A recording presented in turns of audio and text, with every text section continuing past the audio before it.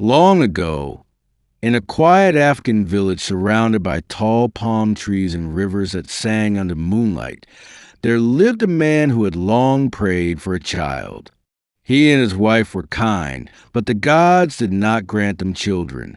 They visited healers, offered sacrifices, and cried beneath the sacred baobab tree, begging for a blessing.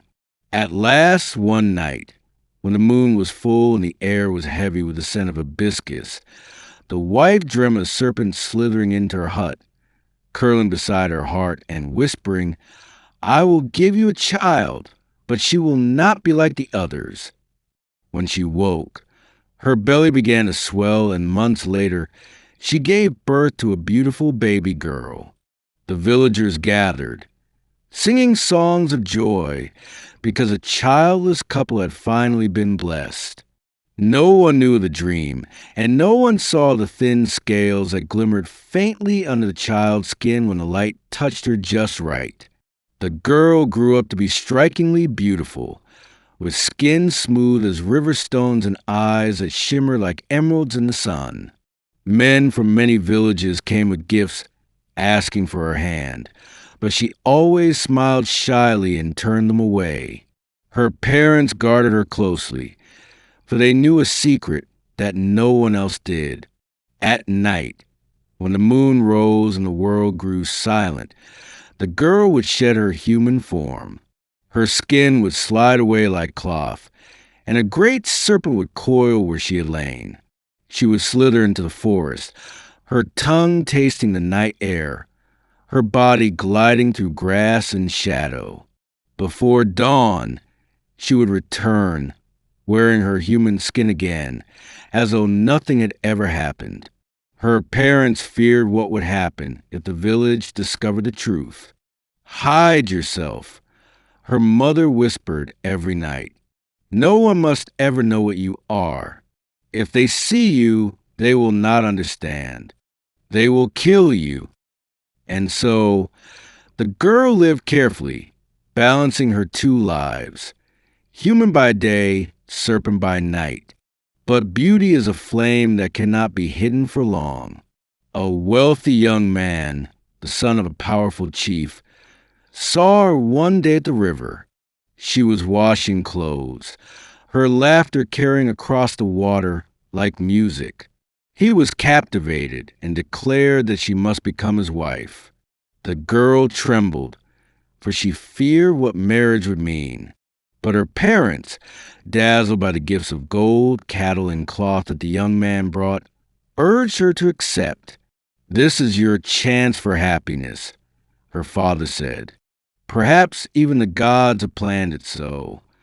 And so, the wedding was arranged. The village celebrated for 7 days, drums beating through the night, dancers whirling like fireflies, the smell of roasted meat filling the air. The bride looked radiant, her beauty unmatched, her eyes lowered modestly as the people praised her.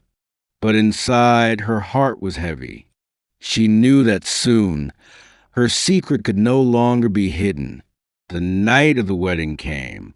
The young husband, filled with desire and pride, led his bride into their chamber. He reached for her with tenderness, but she turned away, trembling. Her body shook, her breath quickened, and she whispered, "Please, do not look at me tonight." But the young man, confused and insistent, pulled her close. And then it happened. Before his eyes, her skin began to ripple. Her beautiful face twisted with pain as her human form slid away. Scales spread across her body, glistening under the lantern light.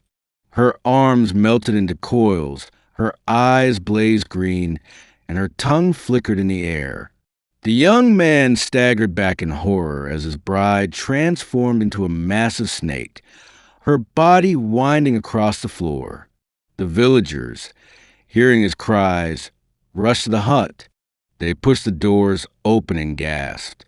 There before them was no longer a woman but a serpent, coiled and hissing.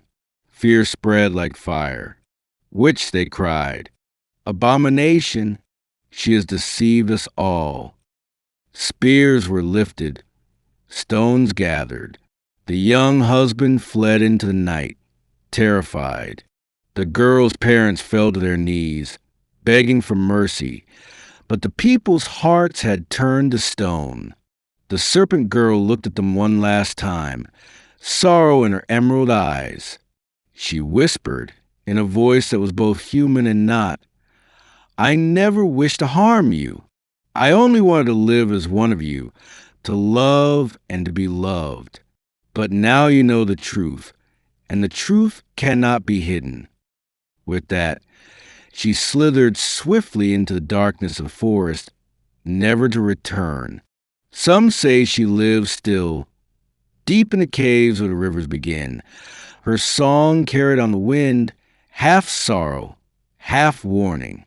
Others say she became a spirit of the forest, appearing only to women who long for children, offering blessings that come at a price.